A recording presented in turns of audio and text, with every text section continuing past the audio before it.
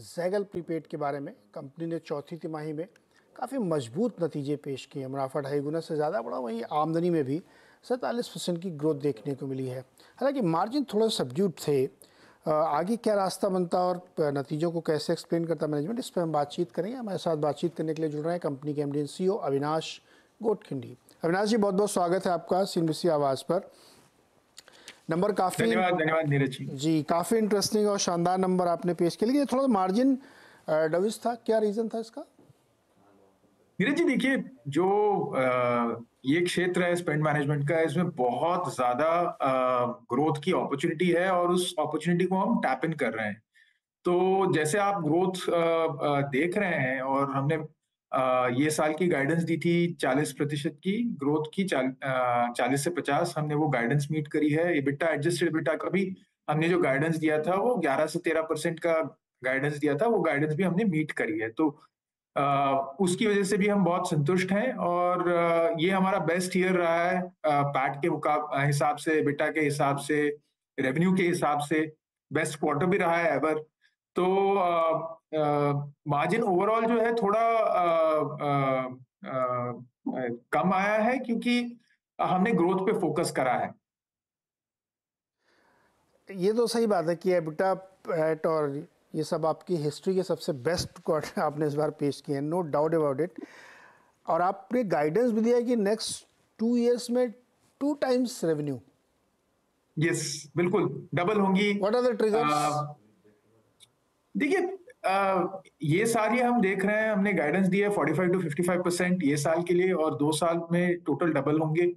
Simple चीज है कि 3 चीजें हो रही हैं। एक तो ओवरऑल कंप्लायंस का प्रेशर, डिजिटाइजेशन का टेलविंड बहुत स्ट्रांग है भारत में। हर एक कंपनी जो आज भारत में बिजनेस कर रही है उसको इन क्षेत्रों में निवेश करना ही पड़ेगा और कर भी रही है। दूसरी चीज ये है कि अगर आप देखेंगे तो जिस तरह के रीसेंट डेवलपमेंट्स हुए हैं आरबीआई की तरफ से, उसमें आजकल सारी बैंक और सारे कॉर्पोरेट्स ये सोच रहे हैं कि हम थोड़ा स्टेबल, प्रॉफिटेबल और थोड़ा कंजर्वेटिव फिनटेक के साथ पार्टनर करें। बल्कि छोटे फिनटेक के साथ अगर पार्टनर करते हैं तो हम ही दिक्कत में आ जाते हैं। तो उससे हमको काफी फायदा हुआ है। पिछले सत्र में हमने 3 बड़ी बैंकों के साथ पार्टनरशिप करा जो पब्लिक सेक्टर बैंक्स थी। Punjab national bank, Indian bank और कैनरा बैंक, तीनों के साथ हम पैनल हुए।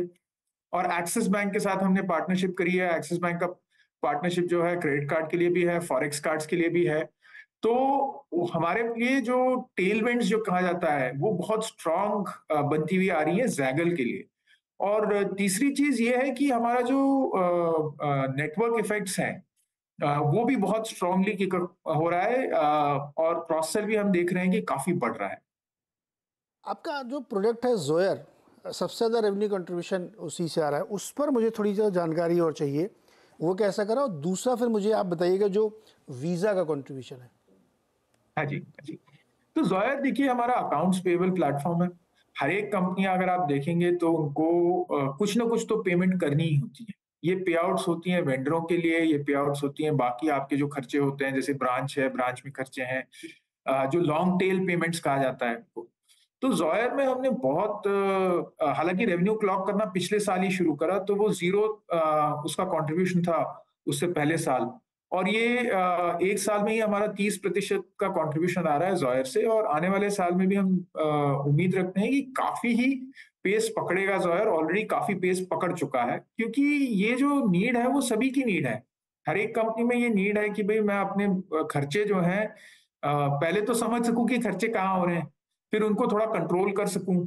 सबको जीएसटी की पेमेंट करनी है, सारी ये पेमेंट्स जो हैं वो अब आप जोयर के थ्रू कर सकते हैं। और एक परचेज कार्ड या कमर्शियल क्रेडिट कार्ड जो हम बैंकों के साथ इशू करते हैं, हम आज 5-6 बैंकों के साथ कमर्शियल कार्ड पे काम कर रहे हैं। हम आईसीआईसीआई के साथ काम कर रहे हैं, एक्सिस के साथ काम कर रहे हैं, एसबीआई के साथ काम कर रहे हैं, यस बैंक के साथ हमारा को ब्रांड है।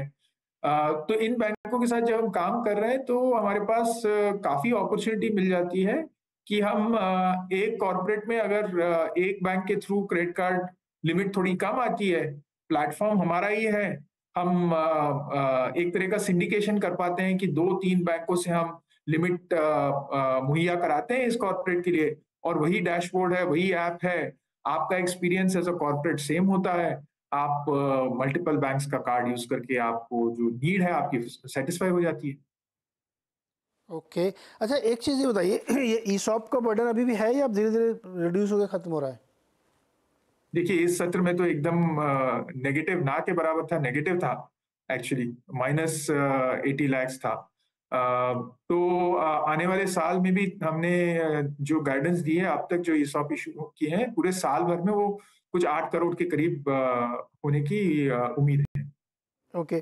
कितना मार्केट शेयर अभी आपने कमांड कर रखा है और उस पे इंक्रीज़ की उम्मीद?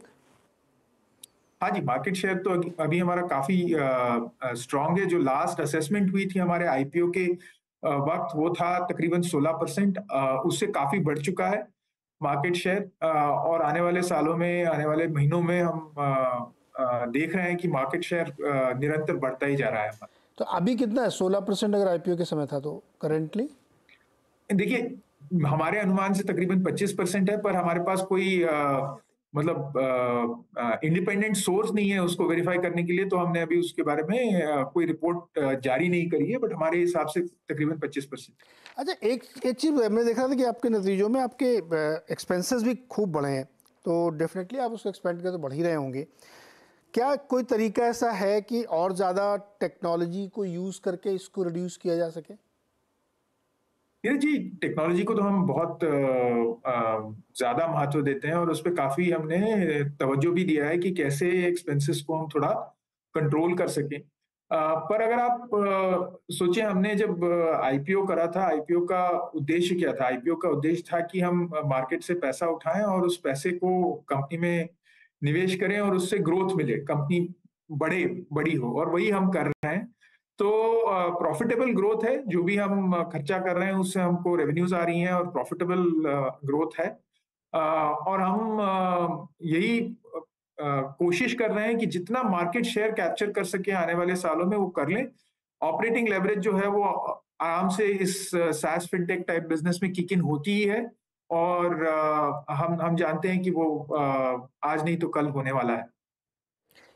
इसमें थोड़ा-सा एक सवाल और है मेरे मन में। आजकल बड़ी चर्चा हाँ हो जी, रही हाँ है जी। एआई की, फिनटेक, एडटेक या जो भी इस तरीके के रिसर्च व्हाइट कॉलर जॉब है, इसमें बहुत इम्पैक्ट डाल रहा है वो।